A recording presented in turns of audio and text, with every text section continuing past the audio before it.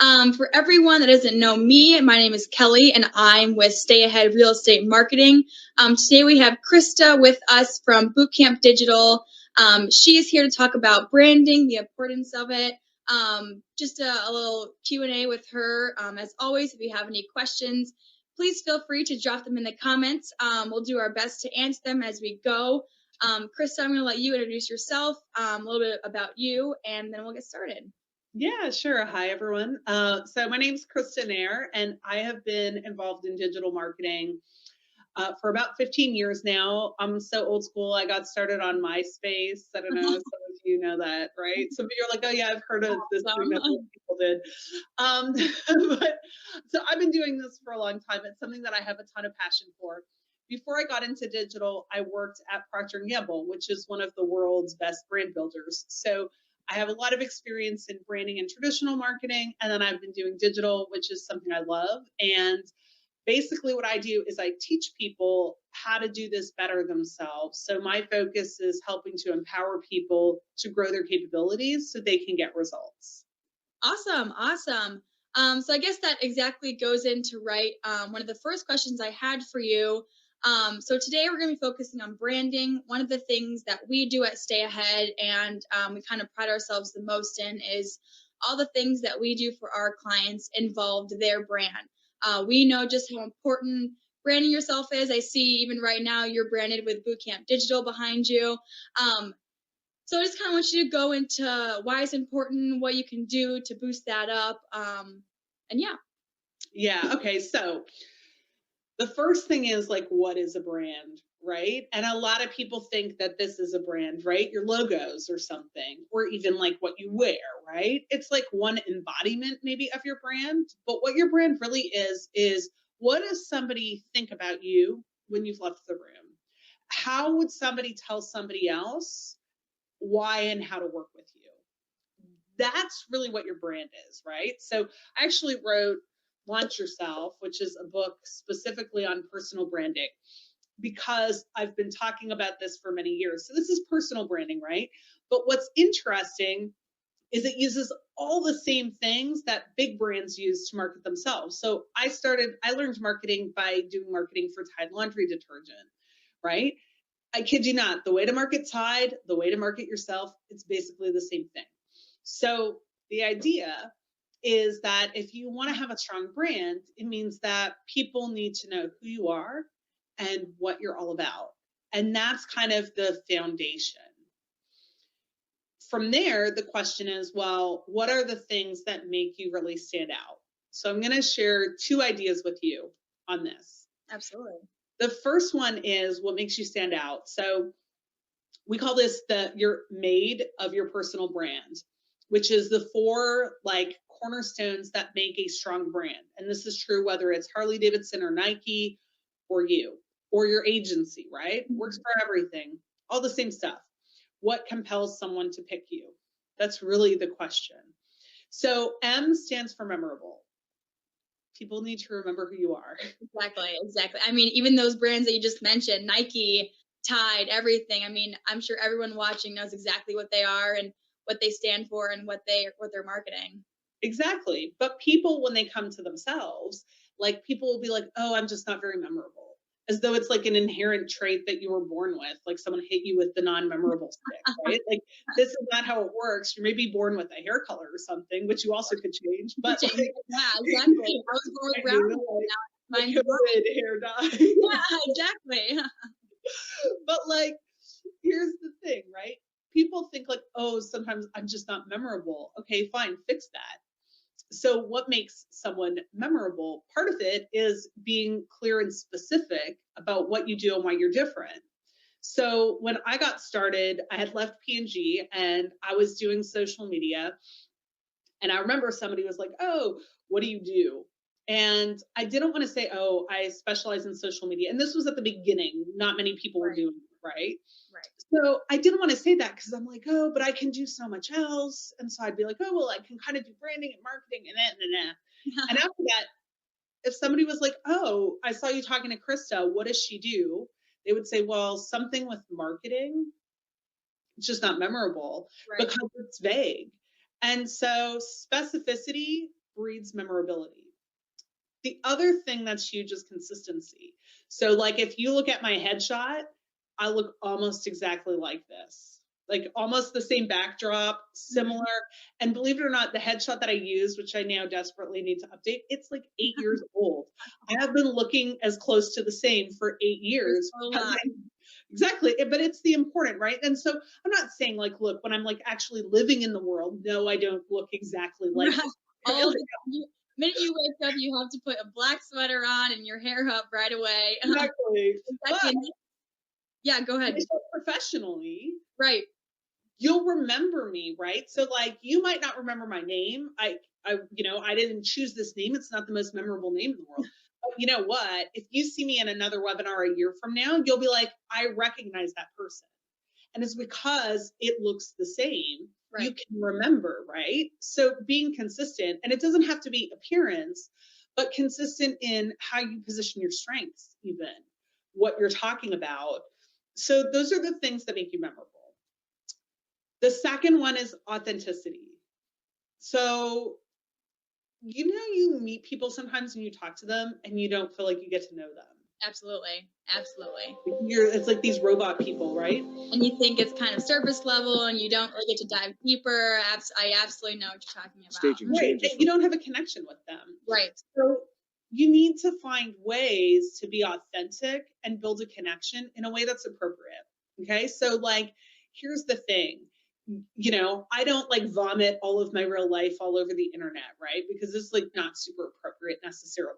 Right. But I look for ways to build like this personal connection with people. Mm-hmm. So I did a webinar for a group of young professionals last week on personal branding. And so I'm talking to them about authenticity and all this kind of stuff. And at the end, somebody said, well, I heard that you should show up as your whole self. And that's what makes you authentic. And I said, well, look, there's a side of me that's sitting in a hoodie, eating ice cream out of a freaking container, watching Dance Moms. It's really not the side of myself I'm going to bring to work. Right, exactly. Sometimes it's good to mix them, but sometimes you just got to keep those separately. Right, but also, why did I choose that example? Everyone can relate to something, right? Everyone watches some crappy TV show that they find embarrassing. Maybe not Dance Moms, but like something. Exactly. Everyone can relate to like dressing like a slob, hopefully. Yeah, especially where with everyone working from home, maybe. I know in a few weeks it's like National Wear Your Pajamas to Work Day. I'm like, oh, everyone for the last year has already been partaking in that. Good. Okay. Exactly. Right. And like I also that eating ice cream, because it's also like, so what it is that I don't actually show up talking about this like crappy stuff in my personal, not crappy, but like weird stuff. Right. But I try to find ways to integrate things that are relatable and humanize me, because that's what builds a personal connection. So when you think of authenticity, to me, a big part of it is just being able to kind of find parts of yourself that you bring in a relatable and appropriate way. Because that actually, I mean, it sounds stupid, but it makes people like you. Right. It makes you like relatable. And that's kind of what we tell some of our clients. I know some of our clients are, scared to go live and they're scared to get in front of the video. And but I tell them it's okay to mess up, and it's okay if you're on live and you mess up and you need to like, take some time and tell the people watching that you do that, because people like to see that real side of you. People like to see, the authenticity that comes with doing one of these. I mean, True. For everyone watching, for me and Chris, this is the first time we're even meeting. And and this is again a live, authentic conversation that we're having. And so it's just a great example of just that. Yeah. And I think it's super important to be able to think about, how do I come across as a real human? Because sometimes I think we feel this need to like over professionalize ourselves. Exactly. And I actually, strangely, so like I've been speaking for a long time, and I totally over professionalized myself at the beginning, right? And if I had been doing this with you maybe 10 years ago, I wouldn't bring up Dance Moms and stuff, because I'd be worried like, oh, I'm going to seem really junior, and like, people will think that it doesn't fit, but it does. You just have to find the way to do it. Exactly. And And I even try and be more conversational, because I can actually speak like a machine. Somebody said like, oh, you can totally, like I had to do a promo video for something and they were like, you can off the cuff talk as though you're reading a teleprompter. Like that's deliberate. But Yeah. I try to not sound that way. Right, you're trying to have a regular conversation, exactly, and I think even with all the digital marketing, I'm sure you can attest to this since you've kind of done it all. For me, I've only done the social media marketing, but being on social media, you can get so stuck behind the screen. You can get Yeah. so stuck behind being, oh, reading that script if you are making a video, or just posting that status, or just posting online, instead of, even though we're not technically in front of people, we're doing this live and we are in front of people. We are having that interaction, that real live interaction. Yeah. And even as you think about, when I think about the stuff I post to my personal Instagram, our business account is a little different because it's a corporate brand, right? Mhm. But like when I think of what I'm posting, I make a choice to try and post stuff that's a mix, like the other day, my son came up, he's like 5, so he's kind of cute, right? He's sitting on my chair. It's a standing desk. So he's sitting like way up here and this background is up. And he's like, look, mom, I'm working. And he was so I Little like does he know, he does not want to be doing that right, yet. and he has his shirt on, right? So I take a picture and I post it. And again, years ago, I would never post anything. Like even 5 years ago when he was a baby, like I felt like people shouldn't know that I'm a person with a life, right? Right.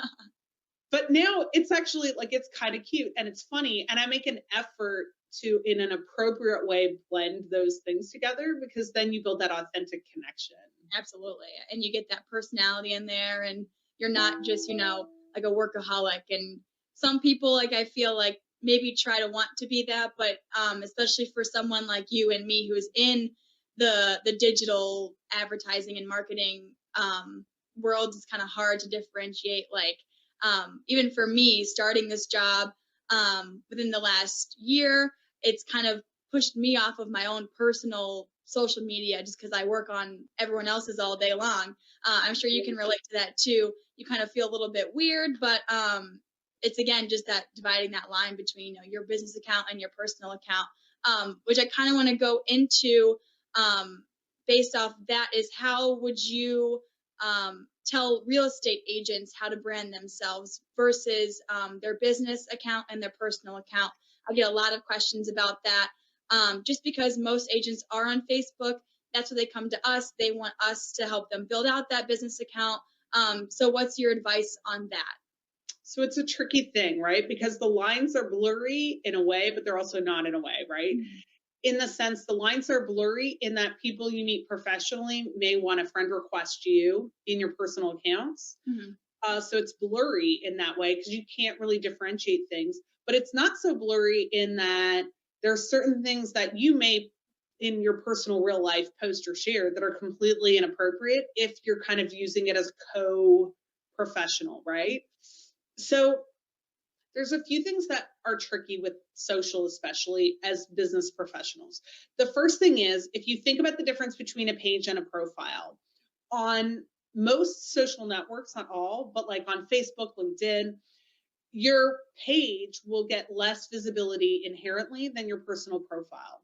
So if I'm trying to send a message or share something and I do it on my Krista Neher page, which has 100,000 people connected to it, Mhm. it gets hardly any views and very few comments versus if I share the same thing on my personal account.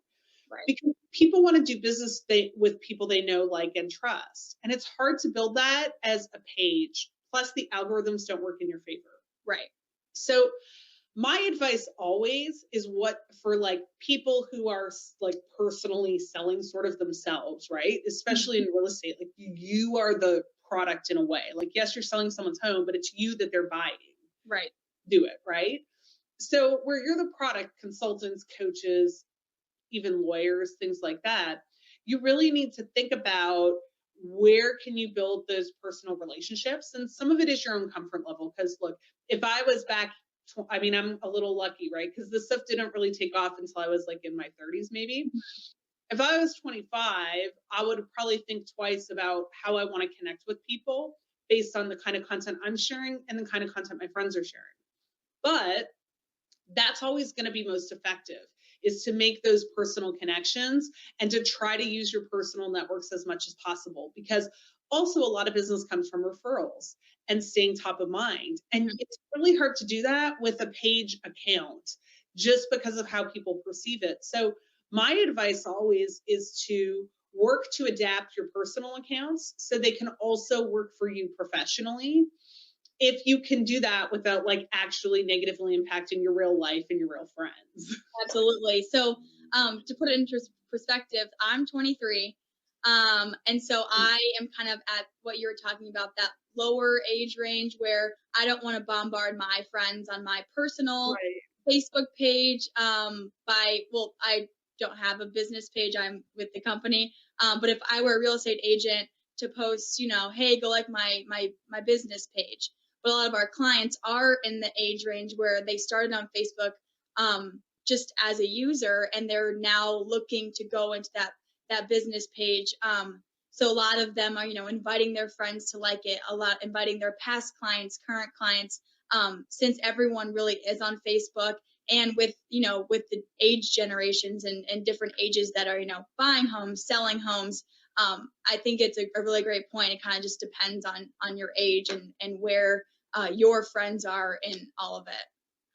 Right. And some of it evolves over time, I think, too, as you get more into your career, like how it all blends together shifts.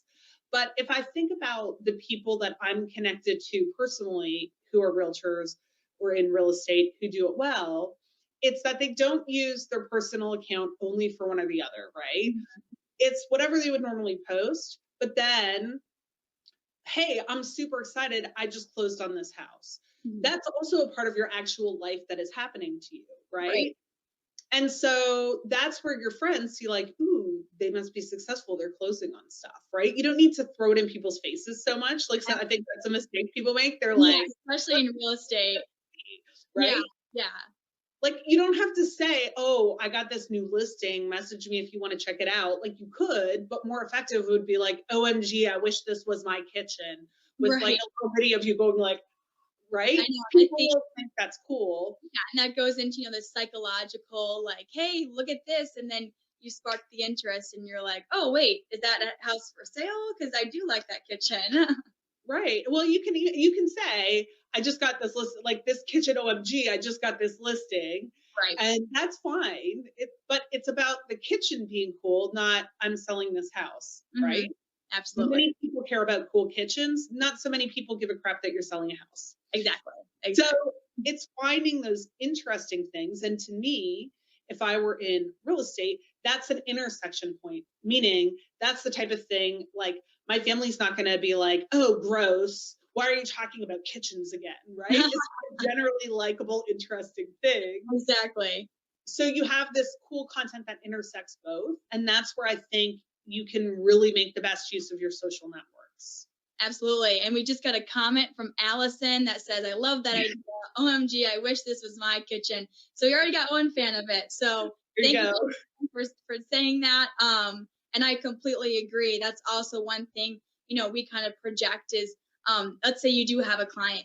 They don't really care if you, like, once they're your past client, they don't care if you, keep selling houses. They did your job, but they might care if you keep posting, those cool kitchens, that cool den someone might have. Keeping people interested in what you're posting, is something that we tell our clients, that you also seem to be really invested in as well. And that also, one more question I have for you is, if you were to tell real estate agents, today, like the first thing that they should do, based on branding and their social media, what would be like the best advice you can give a real estate agent today? So look, no offense, because you guys are all real estate agents, but real estate agents are a dime a dozen. Like there's bazillions of them, I Yeah, think, exactly. right? So I don't know this statistically, probably you're you telling the do. truth. You're telling the truth. Okay. But there's like a bazillion, it's same with insurance, right? There's just Yep. certain things. It's like there's a bazillion, Yep. right? And the thing that I think most people struggle with in branding is like, what is it that makes you different? And how do you also turn working with you into an experience? right? Like those are the two things that I think have the biggest impact. Mhm. So if I could work with one of like I in my personal network, I probably could go to Facebook and I have 50 realtors. What is it that makes you different? Is it, your knowledge? Is it that, and, a lot of people think it's about my close rate or, whatever these metrics are. That's a little bit like somebody needs to know you're not going to suck at selling their house. But Exactly. we also work with people we just get along with Uh-huh. that we like, right? And so if I feel like, to be honest, the last time I had a house listed, it was a friend who was a realtor who came.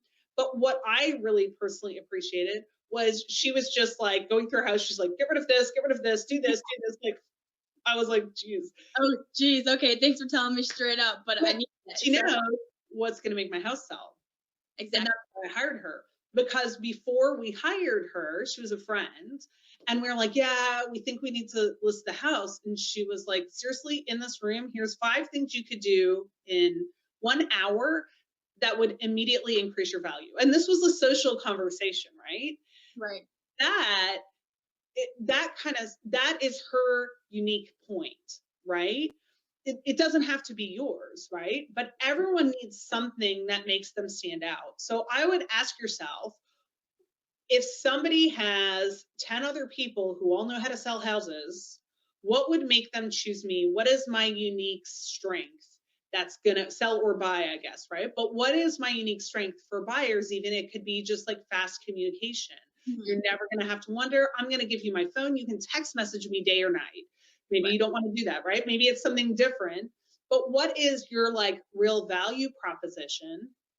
And then how do you turn that into an experience for somebody? So even if I think about, okay, my main value proposition is that I can look at your house and I immediately, because I've done this, and studied the science of it, I know Mhm. exactly what you need to do if you're willing to listen, right? Right. Or then what I want to think about is, okay, could I do before and after photos on Facebook? So I'm showing and demonstrating what I'm good at instead of just saying, this is what I do really well. I'm actually showing it to people. Yeah. And that's where I think you really have the opportunity, and then make it an experience as well with someone working with you. Show them the difference of the before and afters, right? Absolutely. And now they're like, because I know with my house, I was like, holy cow, it looks like 50 times better. Why didn't I do this when I lived here? Exactly. And you Always sometimes you sell your house and it's like better, right? yeah, you make those outside eyes, and then once you get it right, you're like, maybe I don't want to move. Maybe I do want to stay Exactly. here. But whatever that difference is, like really amplify it and try and bring it to life in everything that you do. And then that's how you build a reputation for yourself a little bit Mhm. too. And then integrate an experience into that with the people you work with, right? So again, as you think of how you show up, how do you turn it all into an experience? So maybe it's like, hey, when you sign me, I'm going to show up with, and again, it depends on your vibe and your clients, right? But Right. if I think of like my friend, she was like, and she was a friend, but I bet you she does this with everyone. She's like, I'm going to show up with a bottle of wine. We're going to walk through every room and I'm going to tell you what to do. And Yep. I really felt like she was going to like help me. Yep. But it's the whole thing together that makes the experience. Right. And it goes back to even just like daily life. You always remember the experience. You don't remember, you know, going to the grocery store on a Wednesday because everyone does that, but you remember like let's say you go to a concert on a Wednesday and it was like the best experience of your life. I think that's the perfect example of what you need to do and what you need to do in the real world, and maybe highlighting it on the social media and the digital world, just because um even right now, COVID times, everyone's online all the time. That's all people do for the past year. Hopefully, getting a little bit better now. But I think that's exactly right. Yeah. And it's finding those things that, like, to me, the real trick to social media is, and what people struggle with is like, it's not sharing everything, it's finding the interesting things. Right. Right. So it's not sharing like, oh, I got this listing, because like that's not actually interesting to anyone except you and like maybe your spouse. I mean, it isn't. Exactly. Or your mom. Like my mom loves everything that I do, right? But nobody else does. Yeah. So, what is interesting about the listing, Yeah. right? And that's what, if you can shift your focus to say, like, what's interesting about what I'm doing? what's unique about what I'm doing? And then you build what you're posting and talking about around those. Mhm. That's your like ticket to success. And it can take some trial and error to get there, but totally doable. Absolutely. I mean, it'd be like an insurance agent being like, I just insured this car. Yay. You know, Right. you don't need to post every single thing, but highlighting the things that makes you that best insurance agent, makes you that best realtor. Right. And you know what I think too, though, is a big opportunity. As I said, like I'm connected to tons of realtors, or real estate agents, and I don't know, it's trademarked. I just know it's Yeah, like it's yeah. weird. So, anyways, but I'm connected to many, right? And what's interesting though is that there's a ton of there's a ton of content out there about real estate that's actually super viral and interesting to people, right? Like you see these Zillow listings of these like ridiculous houses and stuff, Mhm. right? And it's a little bit off brand in a way, maybe because you're not selling these ridiculous houses, Right. but you're in the industry. It's highly viral content that is in your industry. Like, I'm always shocked. I have friends who are like all over Zillow, and they're constantly posting, like, oh my gosh, this is an amazing house, blah, blah, blah. Even if you're, what surprised me, I don't see this stuff from realtors, right? The people, I have like 5 people in my network that are obsessed about houses. None of them sell houses for a living. None of the people that sell houses for a living seem obsessed about houses They're not, yeah, they're not because doing it. they're only posting their own stuff, right? Because they're like, well, I'm not gonna, but it's like there's some listing of a house and the bottom is a jail. I don't know if you've seen this. It's like really funny. Or like there's a house and like the walls are velvet. Yeah. There's another one where there's all these creepy mannequins throughout the house. Yeah, the things you can find online is literally outrageous. We just a client just sent me one and it was a house in Florida and there was like nothing in it and the description was hilarious. It was like, "Do you want this 3-bedroom house that has like no bathrooms and has nothing ready for it? We got one for you." And it's just like stuff like that that makes, kind of like people start talking and people start being interested. Right. And I think, look, you don't want to go so off brand that you're just constantly showing ridiculous houses, right? But it's like now and again, it's about what's interesting to human beings about what you do. And this kind of stuff is there. And so I think there's a lot of opportunity to really be talking about things that people inherently care about, Right. because also any homeowner cares about things like property values. So even if you want to be more serious, like I'm talking about funny stuff, but even if you want to be more serious, people inherently care about property values, interest rates, the things that raise and lower their home value. Mhm. A lot of people will have general conversations like, oh, I'm thinking about redoing my kitchen. Would I get my money out of it when I sell my house? So it doesn't just have to be funny. There's actually a lot of really interesting conversations people have Right. that you could choose to be a part of to show your passion and interest in the space. Yeah, and I think that's kind of what it all comes back to is like you want to make a statement, you want to make some noise in the outside world, and doing that just in the social media and digital world is just as important. And making your stance and making yourself memorable and authentic and all of those things. Yeah, exactly. Yeah. So I think we're about up of time. Do you have any closing statements? Anything you want to say before we log off? So many things. No, I mean, Thanks.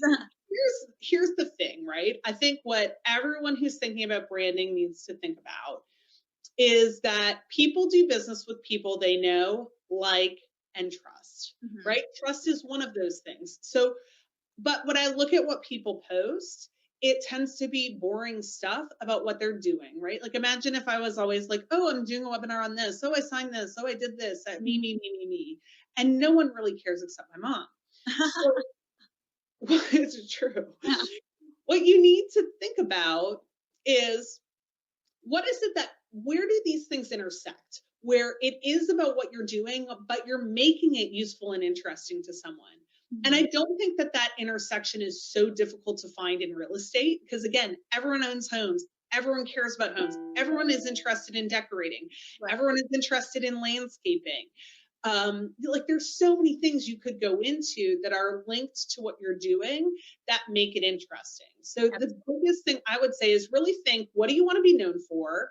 And then how do I make my content interesting to people? And I think that's how you really build a brand and get noticed in the digital space. Absolutely. I think that is perfect. That's everything that we try to tell our clients. And I really appreciate you coming on and joining us. And I hope that you will come back Yeah. maybe in a few months and do this again. I think you've taught me a lot today. I'm sure you taught all of our watchers a lot. And thank you so much.